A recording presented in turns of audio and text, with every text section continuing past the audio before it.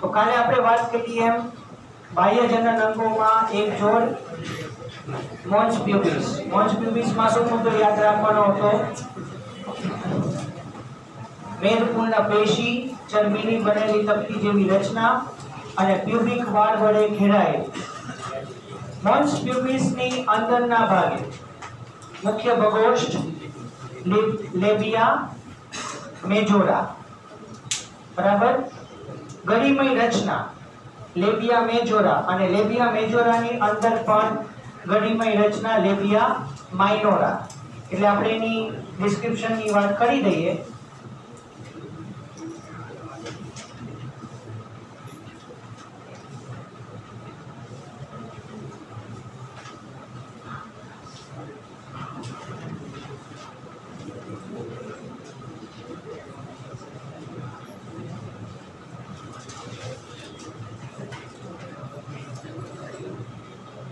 બાહ્ય જનન અંગોને શું કહેવાય? વુલ્વા અથવા પ્યુડેન્ડમ. કાલના રિવિઝનની જ વાત, બરોબર. તો એક જોડ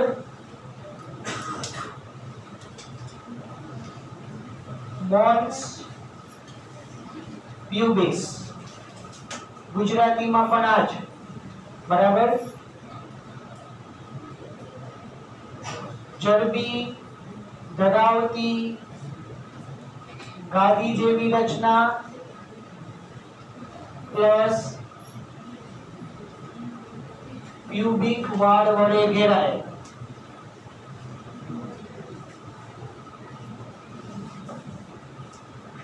એના પછી મોન્સ પ્યુબિસ ની અંદર ગળીમય એક જોડ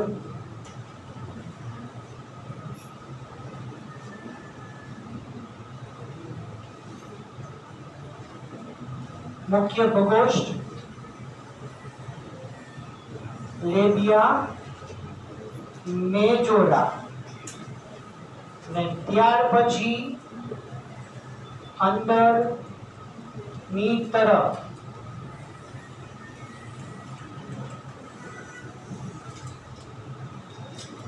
એક જોડ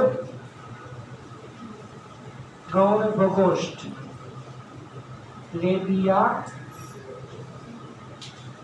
માઇનોરા.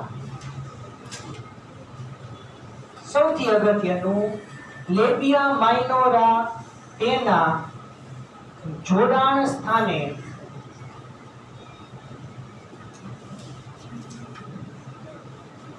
ઉત્તાન પેશી ધરાવતો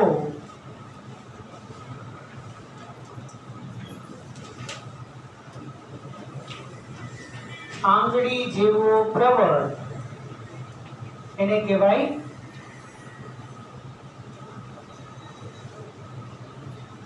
ભગશિશ્નિકા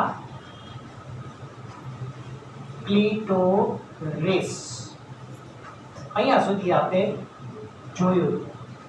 અને કાલે આના માટે એક વાક્ય આપણે લખાયું હતું. શું? ભગશિશ્નિકા માદામાં અને નરમાં શિશ્ન બંને કાર્ય સદૃશ્ય અંગો, એનાલોગસ ઓર્ગન્સ. બરાબર, ક્લિયર? ચલો હવે આગળ વધીએ.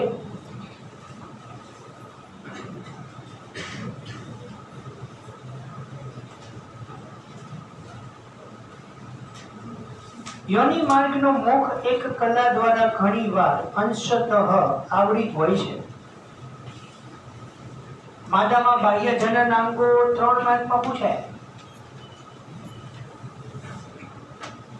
માદામાં બાહ્ય જનન અંગો 3 માર્ક, આટલું લખવાનું.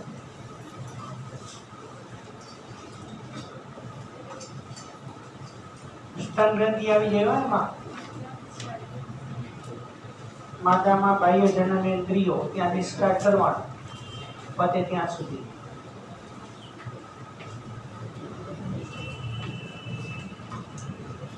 યોનિ પટલ કહેવાય.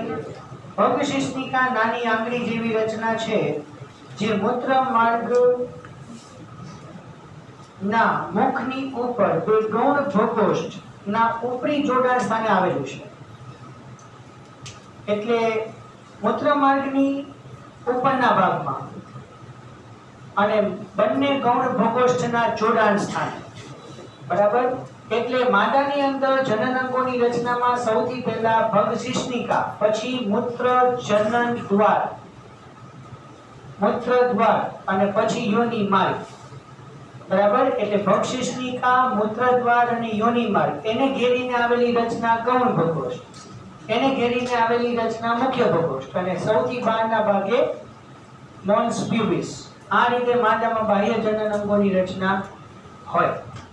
યોનિ પટલની એવી બહુ સરસ એક વાત, યોનિ પટલ ઘણીવાર પ્રથમ મૈથુન કે સમાગમ દરમિયાન ફાટી જાય છે. જો કે તે અચાનક પડવાથી અથવા આંચકો લાગવાથી અથવા યોનિ ટેમ્પોન, ઋતુચક્ર દરમિયાન જે યોનિ માર્ગમાંથી ઋતુસ્રાવ થાય એ દરેક ઘટકોને શોષવા માટે મેડિકલ લેવલે એક યોનિ ટેમ્પોન મૂકવામાં આવે છે કે જેથી કરીને માસિક ચક્રના જે સ્ત્રાવ છે એ શોષાઈ જાય. એટલે ઋતુચક્ર દરમિયાન યોનિ ટેમ્પોનનો ઉપયોગ કરવામાં આવે ત્યારે પણ ક્યારેક યોનિ પટલ તૂટી શકે છે. કેટલીક રમતો જેવી કે ઘોડે સવારી, સાયકલ સવારી વગેરેમાં સક્રિય રીતે ભાગ લેવાથી પણ યોનિ પટલ તૂટી શકે છે. પણ કેટલીક સ્ત્રીઓમાં યોનિ પટલ મૈથુનની ક્રિયા બાદ પણ જોવા મળે છે. એટલે યોનિ પટલની હાજરી અથવા ગેરહાજરી ના કારણે કૌમાર્ય એટલે કે વર્જિનિટી એટલે કે સમાગમની પ્રક્રિયા થયેલી છે કે નહીં એ એની હાજરી કે ગેરહાજરીના આધારે નક્કી કરી શકાય નહીં. અથવા જાતીય અનુભવનું વાસ્તવિક ભરોસાપાત્ર સૂચક માનવામાં આવતું નથી. સ્તન ગ્રંથિની વાત, માદાની અંદર એકલો સ્તન ગ્રંથિ કે જે દૂધનો સ્ત્રાવ કરી નવજાત શિશુના પોષણ માટે કાર્યશીલ છે. ક્રિયાશીલ સ્તન ગ્રંથિ એ બધા જ માદા સસ્તનોની લાક્ષણિકતા છે. તમે 11મા ધોરણમાં 14 ચેપ્ટરમાં ભણી ગયા કે સસ્તનોમાં બાહ્ય કંકાલમાં વાળ, બાહ્ય કર્ણ પલ્લવની હાજરી અને માદામાં સક્રિય સ્તન ગ્રંથિની હાજરી એ સસ્તનોની લાક્ષણિકતા. કઈ ખબર છે જ નહીં?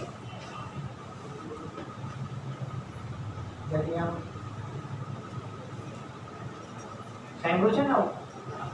બાહ્ય કંકાલમાં વાળ એટલે વાળ, નખ, ભીંગડા, શીંગડા, ખરી, હા, સ્ક્લેરોપ્રોટીન, કેરાટીન પ્રોટીનમાં લગભગ તમે કીધું હોય.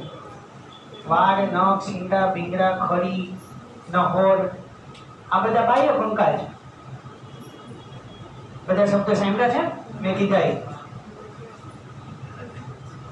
એ કઈ ન આવડતું હોય, વાળ, નખ, ભીંગડા, શીંગડા, ખરી, નહોર એ કઈ નો સાંભળ્યા તો કયો મિનિંગ કહો. ખરી, ખરી, ખરી નહીં. ગાય કે ભેંસના પગના છેડે આવડો મોટો ન ખરી. ઘોડાની અંદર ખરી જેમાં તમે ઘોડાની નાળ લગાવો છો ઈ ખરી.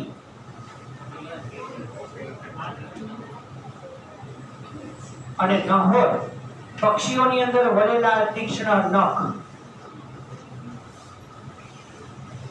એને નહોર કહેવાય. સ્તન ગ્રંથિમય પેશી અને ભિન્ન માત્રામાં ચરબી ધરાવતી જોડમાં આવેલી રચના છે. સાઈડમાં લખી લો, સ્તન ગ્રંથિ પેક્ટોરાલિસ મેજર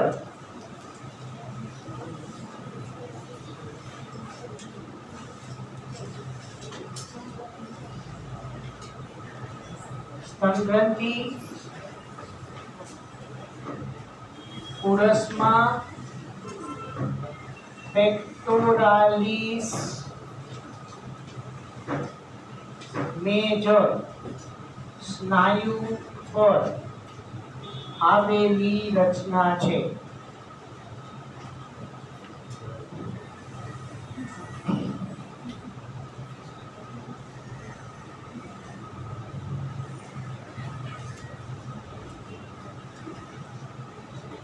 ઓરસીય ભાગમાં પેક્ટોરાલિસ મેજર અને માઇનર બે સ્નાયુઓ હોય.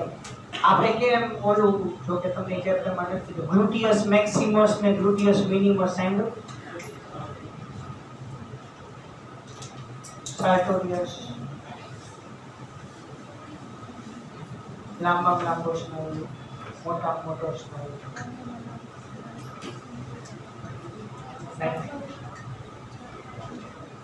ઓકે, જેમ ગ્લુટિયસ મિનિમસ મેક્સિમસ હોય થાપાના સ્નાયુ, ગ્લુટિયસ મિનિમસ અને મેક્સિમસ આપણને થાપામાં ઇન્જેક્શન એમાં આપે, હાથમાં ઇન્જેક્શન ડેલ્ટોઇડ સ્નાયુમાં આપે. આવું કીધું એ તમને આઈડિયા નથી હો, નહીં? ઓકે, એવી રીતે છાતીમાં પેક્ટોરાલિસ માઇનર અને મેજર સ્નાયુઓ છે, બરોબર? એની ઉપર સ્તન ગ્રંથિઓ ગોઠવાયેલી છે.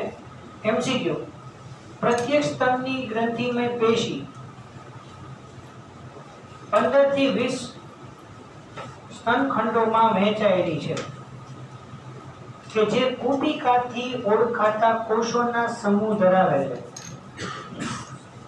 દરેક સ્તન ગ્રંથિમાં 15 થી 20 ખંડ અને એમાં કુપિકાઓના છેડે કે કુપિકાઓના છેડે દ્રાક્ષના ઝુમખાની માફક, જેમ આપણે ફેફસાની અંદર વાયુ કોષો છે એમ સ્તન ગ્રંથિમાં દરેક કુપિકાઓની અંદર પણ છેલ્લે વાયુ કોષો રચના ધરાવે. અને આ વાયુ કોષોની અંદર દૂધનો સ્ત્રાવ કરતા કોષો આવેલા હોય. જે કુપિકાના પોલાણમાં સંગ્રહ પામે તો કુપિકાના કોષો દ્વારા સ્ત્રવતું દૂધ કુપિકાના પોલાણમાં સંગ્રહ પામે. પછી એક આખી સિક્વન્સ બનાવી દેજો. કુપિકા, ત્યાંથી સ્તન નલિકા, બરાબર? એક આખો ચાર્ટ બનાવી દેજો, એમાં કઈ મિસ્ટેક ન થાય સાઈડમાં, બરાબર? કુપિકાના કોષો, કઈ કયા મુદ્દા બને જોજો. દૂધનો સ્ત્રાવ ક્યાંથી ક્યાં આગળ વધશે એનો ક્રમ જાળવી રાખજો. કુપિકાના દૂધ સ્ત્રાવી કોષો, બરાબર? ત્યાંથી કુપિકાનું પોલાણ, ત્યાંથી સ્તન નલિકા, સિક્વન્સ બને છે. પછી ત્યાંથી સ્તન વાહિની, એટલે હવે વાક્ય એવું આવશે, ઘણી બધી સ્તન નલિકાઓ ભેગી મળીને સ્તન વાહિની બનાવે. અને સ્તન વાહિની પછી ફૂલેલો ભાગ સ્તન તુંબિકા.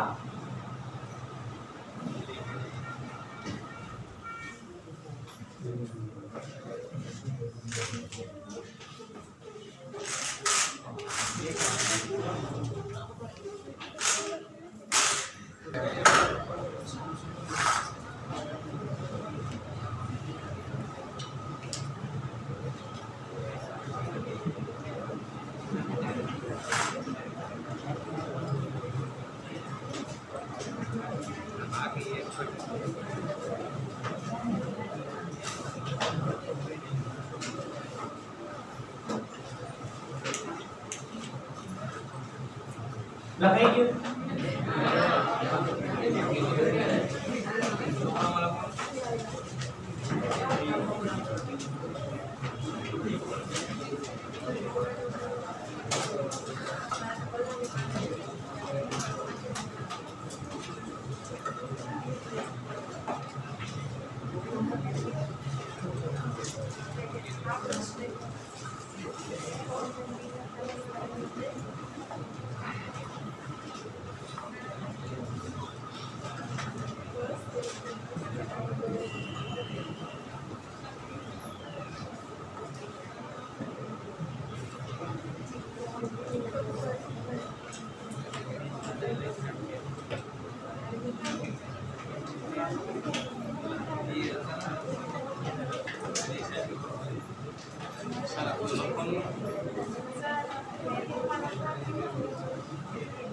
હા લખતા હોય તો લખી નાખો એટલે પછી હું શોર્ટ ક્વેશ્ચન આગળ વધારું એમ.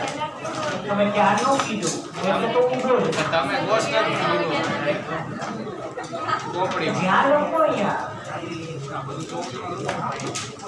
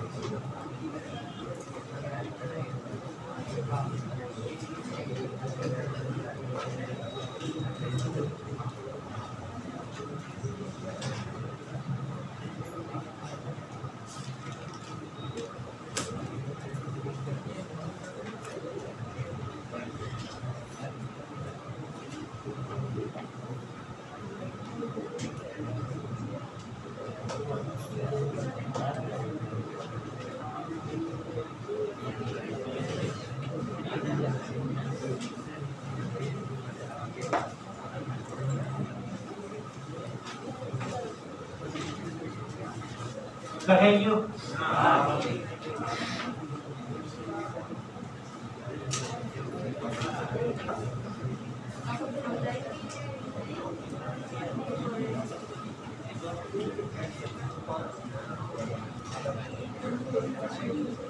चलो मारी साथे साथे शुक्रकोश जनरल नो चार्ट અને થોડું વર્ણન જે છે એ લખતા જાઓ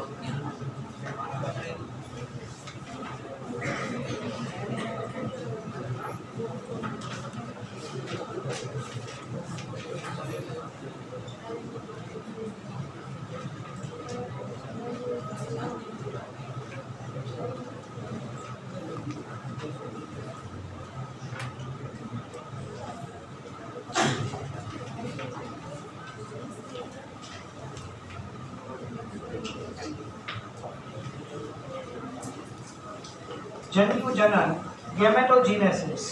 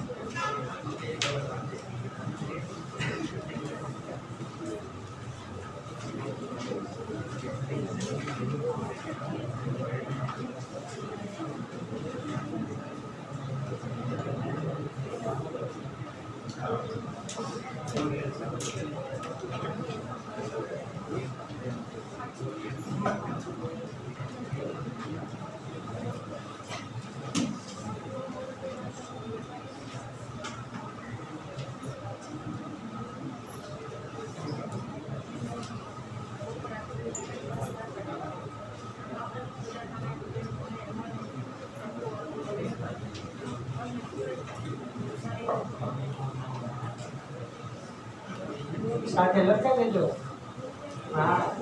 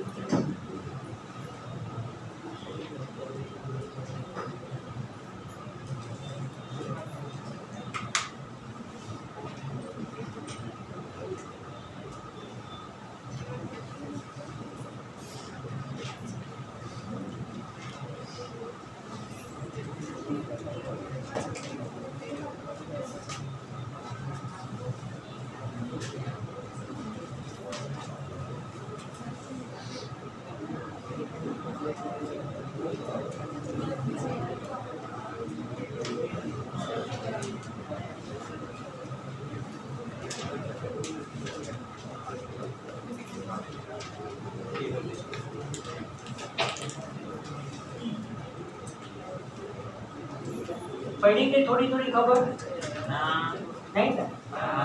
हाँ तो हम आगे बढ़ी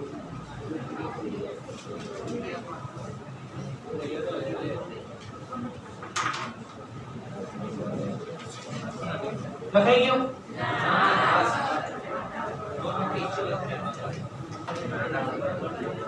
चलो 1 मिनिट काम करो 2 मिनिट स्टॉप કરી દો જે લખેલું છે એટલું ખાલી સમજાવી દો બરોબર પછી આપણે ચાર્ટ દોરીએ શુક્રકોષ નું નિર્માણ કઈ રીતે થાય સમજીએ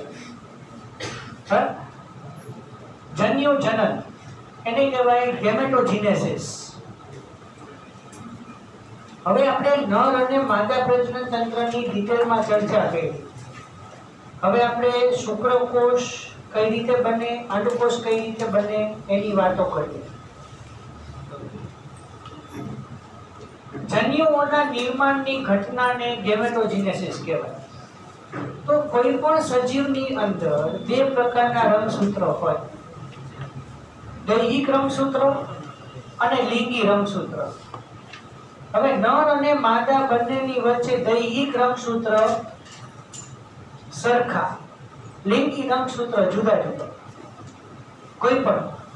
તો જ્યારે દૈહિક રંગસૂત્ર એ શરીરના વિવિધ અંગોનું નિર્માણ અને એનો વૃદ્ધિ વિકાસ કરે છે, તો એની અંદર માત્ર ને માત્ર સમભાજન જ થાય.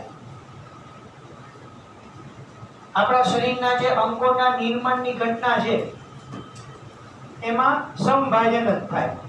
હા, સંભાજન પછી વિભેદન, પછી પાછું સંભાજન, એટલે વિભાજન વિભેદન વિભાજન વિભેદન, એ રીતે સમગ્ર સજીવનું સર્જન થાય, એ સમગ્ર અંગનું સર્જન થાય.